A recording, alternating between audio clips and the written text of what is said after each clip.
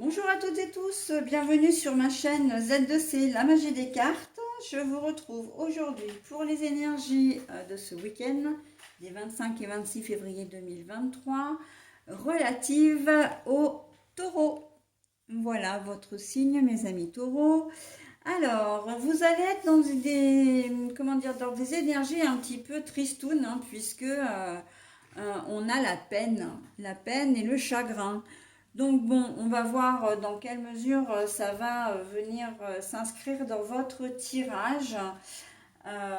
Voilà, donc écoutez, on y va tout de suite pour le tirage. Un tirage en 3 cartes, avec 2 pour les énergies générales, une pour les énergies sentimentales.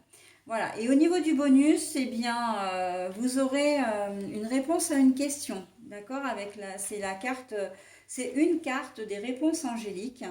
Et en fait, il faudra que vous prépariez une question qui demande une réponse fermée, c'est-à-dire un oui ou un non, ou éventuellement toute la palette de nuances qu'il y a entre le oui et le non, d'accord?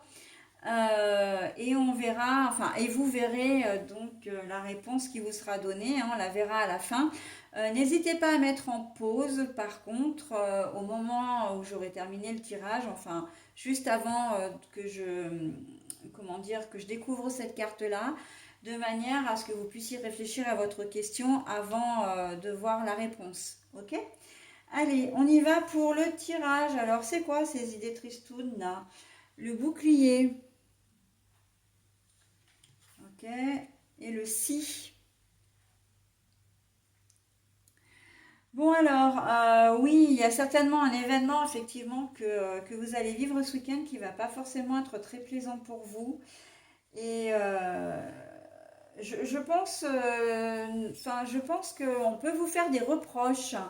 Il va y avoir peut-être un conflit qui va s'installer entre vous. Euh, c'est pas vous qui allez créer le conflit, avec le bouclier. Vous, justement, on va peut-être vous demander des comptes, on va peut-être, vous faire des reproches. Vraiment, j'entends le mot attaque, on peut vous attaquer, voilà. Et, euh, et vous allez devoir vous défendre. Mais vous allez vous défendre que si vous en avez envie, si vous avez envie de vous justifier et si vous avez, si vous jugez que la situation s'y prête. Si on vous attaque sur des choses qui sont complètement inutiles et comme un excès de jalousie excessif, par exemple, là, c'est même pas la peine. Vous allez vous braquer et on vous reverra pas. Enfin, quand je dis on vous reverra pas, c'est qu'il n'est pas question que vous répondiez à des questions, voilà. Mais si c'est au niveau du travail, on peut vous poser plein de questions, vous faire des reproches, etc. Et le fait de vous en protéger, ça veut aussi vouloir dire qu'à un moment donné, vous n'êtes pas forcément en tort. Ça peut être des reproches qu'on vous fait qui sont malvenus, des réflexions qu'on vous fait qui sont malvenues, d'accord? Et vous n'allez pas du tout apprécier.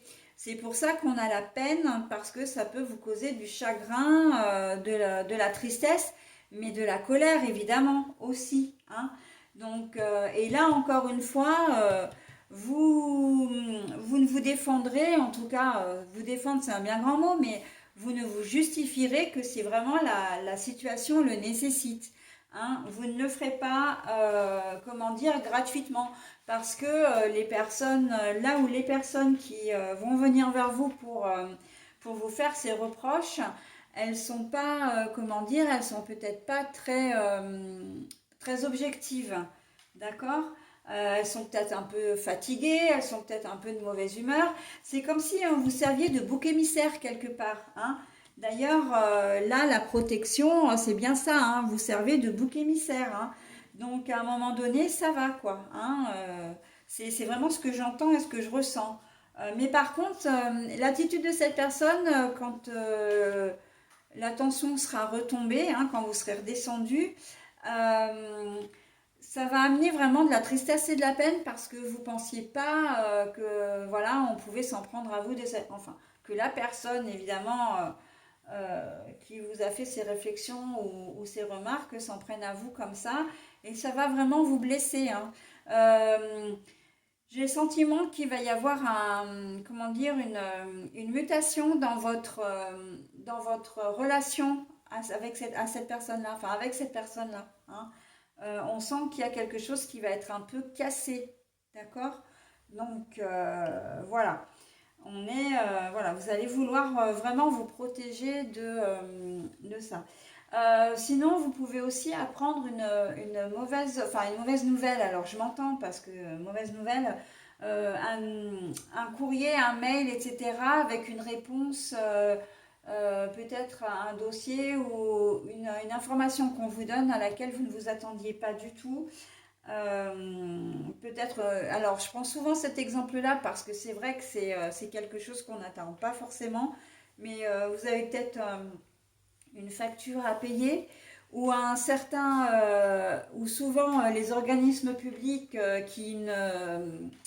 qui ont un certain fonctionnement très personnel, j'ai envie de dire, euh, qui recalculent votre dossier avec 3 mois de retard parce qu'ils ont 3 mois de délai dans les traitements. Ils continuent à vous verser des indemnités et puis au bout du compte, vous recevez un courrier sans aucune explication, mais qui vous demande un indu, hein. Vous avez trop perçu d'argent et maintenant il va falloir rembourser. D'accord? Donc voilà, ça va vous mettre dans la peine. Alors dans la colère, oui, mais vous allez pas, vous allez vous faire du souci en fait parce que ben, vous savez pas trop comment gérer ça parce que vous avez peut-être pas forcément les moyens, hein, de pouvoir payer ça. Et puis c'est vrai que c'est une façon cavalière de s'adresser à nous, hein, au niveau des organismes publics, mais bon, c'est leur fonctionnement, donc voilà. Mais en tout cas, on sent que vous allez vouloir vous protéger un petit peu de ça et que j'entends l'expression tendre le dos, hein. Quand on tend le dos, c'est qu'on attend que le coup arrive, paf, pour essayer comment dire, de l'intégrer de la manière, j'ai presque envie de dire, la plus douce possible. D'accord? Donc en tout cas la moins douloureuse possible. Ok? Donc voilà. Et le si c'est vraiment dans ce cas-là, hein, avec les organismes, le bouclier, c'est si vous pouvez le faire, hein. Si vraiment vous arrivez à pouvoir, comment dire, à trouver une solution, à parer le coup, j'entends, hein. Donc, et puis, quelle que soit d'une manière générale d'ailleurs, hein, vous allez essayer voilà, de vous protéger si vous arrivez aussi à maîtriser vos émotions. D'accord? Parce que, voilà, Taureau, vous êtes aussi sensible et vous aimez bien, comment dire, ça risque de vous déstabiliser, hein. Les taureaux, c'est aussi tout ce qui est bien-être, la stabilité, tout ça. Et là, justement, une situation comme ça risque de vraiment de vous déstabiliser. D'accord? Donc bon, hein, c'est pas grave en soi, mais ça risque de vous manger un peu votre week-end, hein, c'est très clair, hein. Là, et puis je vous dis, les relations à l'autre peuvent changer, hein. J'ai pas découvert encore. Ah bah voilà, j'ai pas découvert la carte et en fait on est sur. Alors soit votre conjointe, personne de cœur est Capricorne, Verseau ou Poisson, mais d'une manière plus générale, hein, parce que ça concerne quand même tout le monde. On voit que c'est l'hiver, la situation est bloquée, il y a vraiment un froid qui va s'installer, d'accord? Bah d'ailleurs, c'est marqué en fin de cycle et froideur. Donc, quand je disais que votre relation à l'autre, parce qu'on peut être aussi dans le relationnel et pas uniquement dans le sentimental, je disais tout à l'heure que votre relation à l'autre va changer. Quand je dis qu'elle va changer, c'est que ça va devenir plus distant, d'accord? Il va y avoir un froid qui va s'installer, d'accord? Donc là, on est clairement dedans. Donc voilà, hein, le relationnel, ça va être un petit peu compliqué pour vous, mes taureaux, ce week-end, hein. Mais bon, il faut savoir, hein, je le dis toujours, hein, les énergies, elles passent, elles reviennent, elles s'en vont. Voilà, c'est un cercle perpétuel, hein, c'est un mouvement en mouvement perpétuel, hein. Donc le négatif ne reste pas, le positif non plus, hein. Il faut bien se mettre ça en tête. Même si évidemment, on souhaiterait tous n'avoir que des énergies positives. Bon, bah, c'est le cas pour personne. Et voilà, bon, bah, ce week-end, hein, c'est vous qui en faites un petit peu les frais. Mais ça s'arrangera d'une manière ou d'une autre. De toute façon, les situations ne sont jamais inextricables, hein, il y a toujours des solutions, hein. Allez, au niveau de votre réponse, donc, je vous demanderai de bien vouloir mettre en pause pour ceux qui n'ont pas encore, comment dire, formulé votre question. De préférence, formulez-la à voix haute dans un endroit où vous êtes bien au calme. Et moi, je vous retourne la carte. Allez, demandez à vos anges. Donc là, clairement, ça veut dire que vous avez besoin d'aide pour la réponse à votre question et que cette aide ne viendra que de la spiritualité, c'est-à-dire que vos anges gardiens, vous avez peut-être des personnes qui ne sont plus là physiquement, que vous avez perdues, qui font partie du monde spirituel maintenant. Vous pouvez les invoquer aussi, hein, de toute façon, vous serez forcément écouté. Alors, ce sera peut-être pas au cours de ce week-end, mais ce sera plutôt dans la longévité, hein. Quand je dis la longévité, ça peut être dans la semaine, ça peut être dans un mois, 3 mois, 6 mois, bref, mais de toute façon, vous serez écouté. Il faut savoir que plus souvent vous invoquerez vos anges et plus rapidement vous serez entendu, d'accord? Mais par contre, il faut le faire en étant calme, dans un endroit calme, à l'écart de toute onde magnétique, quelle qu'elle soit, téléphone portable, télévision, etc. etc. Et surtout de formuler à voix haute et en remerciant, en disant, bah, en étant poli, hein, en demandant s'il vous plaît ou s'il te plaît, et en remerciant, c'est très important. Ok?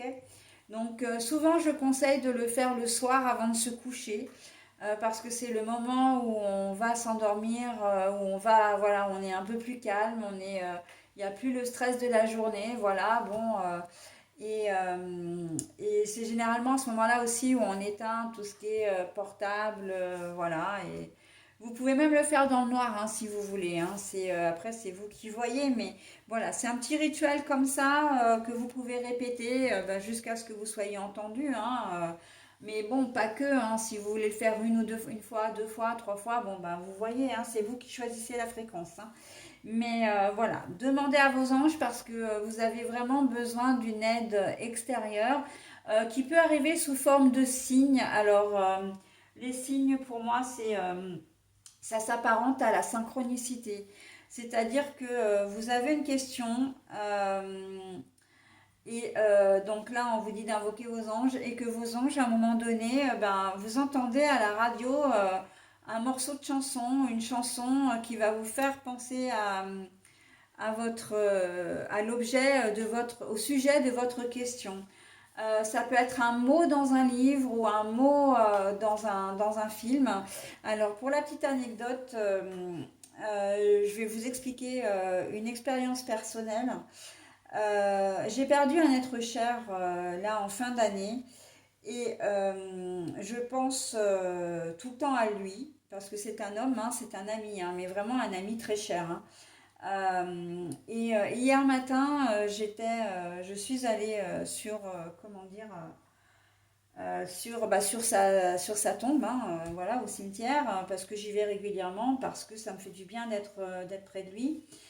Et je lui ai dit, parce que c'est vrai que j'ai l'habitude de recevoir des signes de sa part, ça peut être un numéro, ça peut être comment dire, un membre de sa famille que je ne voyais jamais du temps où on était ensemble et là, bah, il a été mis sur mon chemin. Voilà, enfin bon. Et hier soir, c'est hier soir ou avant-hier soir? Non, peut-être avant-hier soir. Non, je sais plus. Hier soir, je regarde un téléfilm et en fait, non, non, c'est bien hier soir. Et je regarde un téléfilm et en fait, bah, le nom de la rue, il y avait marqué son prénom. Et le matin même, je venais de lui dire, parce que je dialogue, enfin je monologue avec lui, et je venais de lui dire, mais j'adore quand tu m'envoies des signes, surtout n'hésite pas, parce que vraiment, tu restes avec moi, tu resteras toujours avec moi, et de te savoir près de moi, ça me fait énormément de bien. Et le soir même, je regarde un téléfilm, il y avait son prénom qui était sur le nom d'une plaque de rue hein, dans le téléfilm, bon peu importe, et il y avait son prénom. Et je me suis dit, mais alors là, c'est waouh! Et ben en fait, c'est ça la synchronicité, hein, c'est des signes que vous recevez comme ça au moment où ben, vous posez la question, ou en tout cas où il y a un sujet qui vous tient à cœur, d'accord? Ça peut être un numéro sur une plaque d'immatriculation, c'est vrai que je prends souvent cet exemple-là, ça peut être des initiales. Vous pouvez entendre un prénom ou qu'on dise clairement oui, oui, oui, ou non, non, non, absolument pas d'accord, absolument d'accord, etc. Alors que vous êtes en train de vous poser la question, d'accord? Donc c'est des petites choses comme ça qui s'imbriquent vraiment, qui viennent discrètement, j'ai envie de dire, vous apporter des informations ou carrément vous donner la réponse à votre question, d'accord? Voilà, bon allez, j'en ai terminé avec mes histoires personnelles.